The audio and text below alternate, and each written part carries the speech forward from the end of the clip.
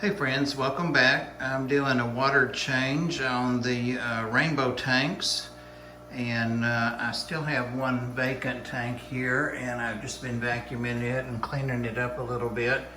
And I think I'm going to put my gambusia in that and see how they fare. I've got some more Brashardi today too, and I've just released them in the tanks, or the tank with the other Brashardi. Of course, they're glad to see each other. But I'm just doing a slow fill on this, and I'm still fighting pH. I'm doing that a variety of ways. Primarily in these tanks, I am doing it chemically as I change water. These tanks on the top are all connected, and that's why when I'm filling on one end, I've already treated that tank. They all maintain the same level. The two on the bottom in the center, the center two tanks are connected. The two on the end are not connected to those. So I wish they all were connected, kind of, but I do have two that I can use as isolation if I need to, the two on the end. So let's see if I can pronounce any of these names. For some comedy relief. These are the Melitania, Godia, Kiura, and I have Godiata Kai. These are Melanotania, Kiunga. There we go. That's the Godia, by the way. They are already stunning. Wait till you see after the water change, if we go that long. These are the Glossolepsis multisquamata. Again, nothing in there right now. These are the Melanotania,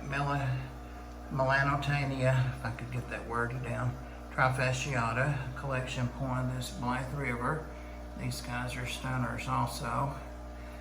Glossolepsis, pseudo incisus, Tammy River.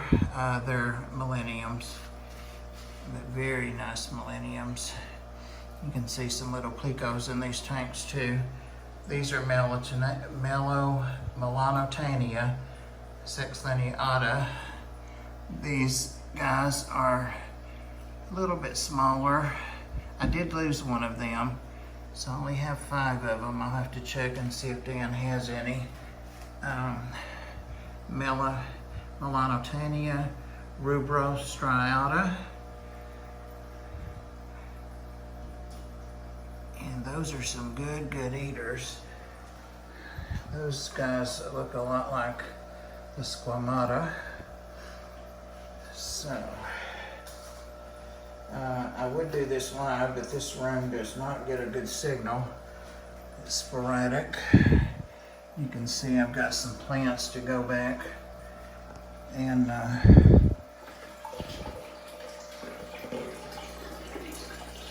get seated back in.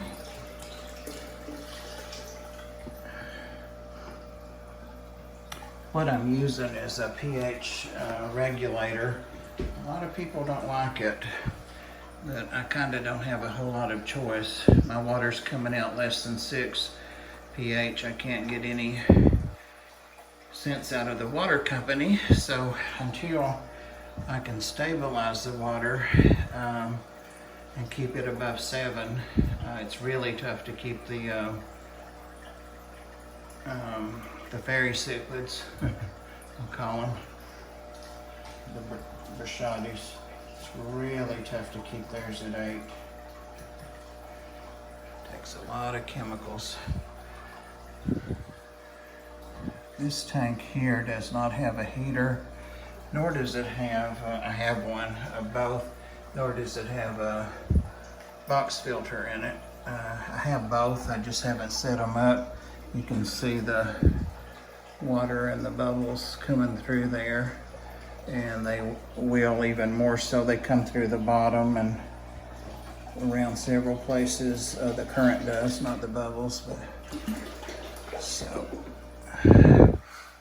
that may be a good spot for the kombucha.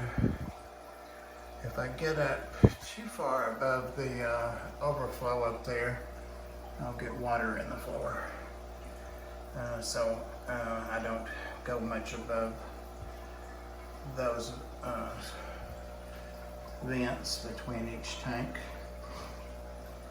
But yeah, I've done this process, I think this is the 3rd week using the chemical.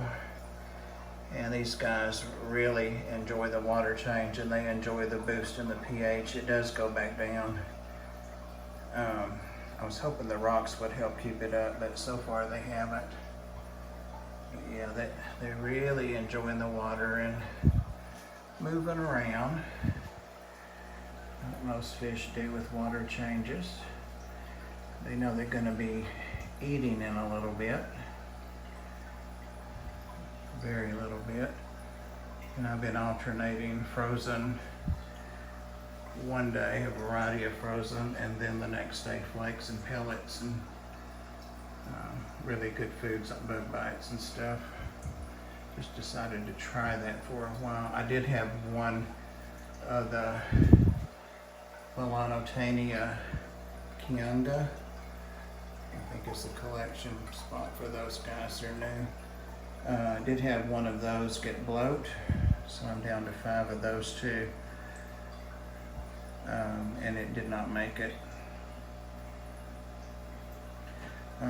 So that's one reason I'm backing off a little bit of the high protein feeding so much every day. Everybody's got a thermometer. Even though this one doesn't have a heater. Wow. I've got Meniere's. Of all things, I think I have Meniere's disease or syndrome now, so when I look up like I am, it makes me dizzy, so that's why we're so shaky. Not a fun thing to have. There we go. So we're about 74, 75, it looks like.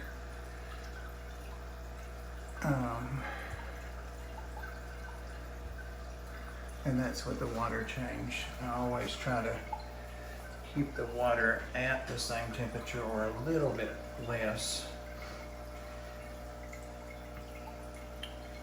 So yeah, get up on my step stool here that's got paint all over it. I loaned it to the art for a while when we were painting, but I brought it back because I have tall stands now. These guys are stunners. All of these fish are stunning. I'm so glad to get these guys from Dan's Fish, and he has others. It was tempting not to go back for more, but I think what I'm going to do is focus on these guys. I'm looking to get some mops and get started. See if I can spawn some of them. Not sure, a couple of them first. Definitely the Goldie Eye. I'm sure they will. I see them spawning in the plants and on the plants. Seen almost all of them spawn.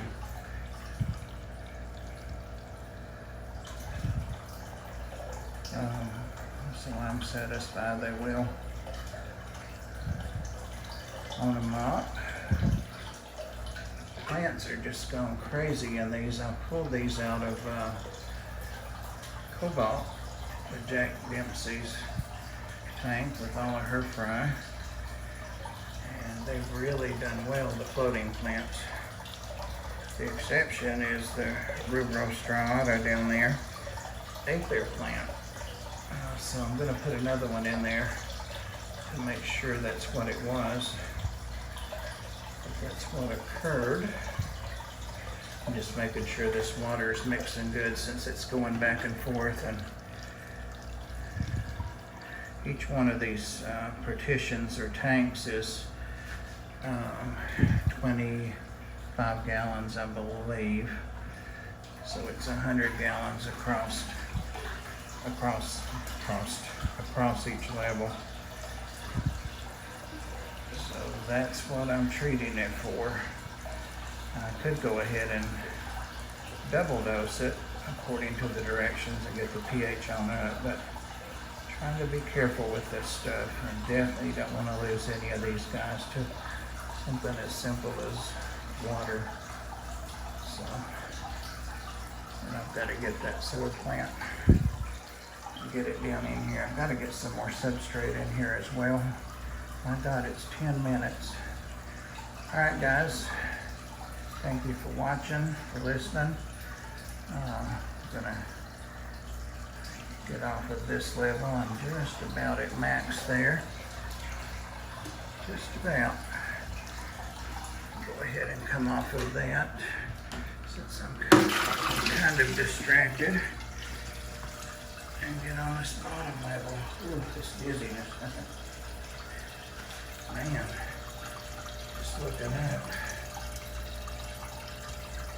I have patience with Meniere's, but I thought, how big could dizzy be? Now I know. It's not like regular dizzy. All right, guys.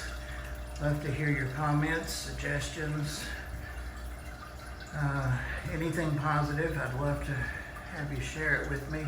I read every comment I get, and I really enjoy them and appreciate them.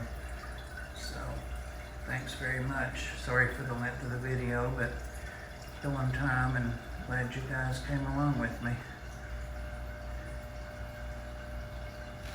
Didn't really do anything that might give me a thumbnail, did I? These goatee eye are so pretty. Maybe that'll be, yeah, they're gonna be stunners. They already are. Look at that male right there. Yep. I think I've got 2 males, maybe 3 in there. Dan did a real good job of sexing them, all of them. Thanks, guys. Appreciate it.